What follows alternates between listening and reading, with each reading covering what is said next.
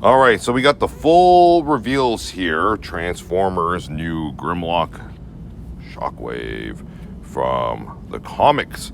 The comic version's pretty cool. I really like what they've done with Grimlock, guys. Some of you might not agree because maybe you didn't grow up with the 80s comics from Marvel Transformers. This is how Grimlock appeared in the comics. And I like the colors on it because I have the original studio series Grimlock that came out, it's been almost 3 years now, give or take. And that one, it's a great looking figure. I have a whole Dinobot section, but what drove me nuts was the shield that concealed the Autobot symbol. I know you can unscrew it and all that stuff, but they shouldn't have done that. And I think they listened to a lot of us here that were saying, you know what, just keep it nice and yellow and so we can see the Autobot symbol. But anyway, looks great. I know it's basically you're basically recoloring the studio series Grimlock essentially. But again, the colors work great. If you have the original Grimlock, you might be able to do that. But for me, I can't do that right now.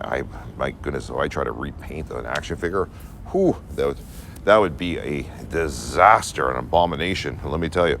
But yeah, I really like what they've done here. I also like with the packaging as well too, how they've incorporated the Transformers comic, which I have on display too, of my Dinobots, first edition of them. Basically, in the comics, introduction to the Dinobots, such a cool cover.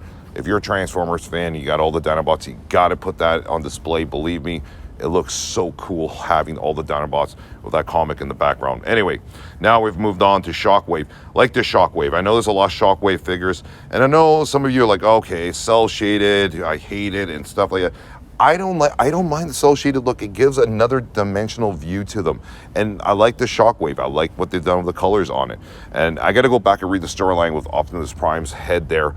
I have the comic and I know the storyline, and I know you guys will probably drop a whole essay regarding it, which is great, but I do know the storyline. It's there.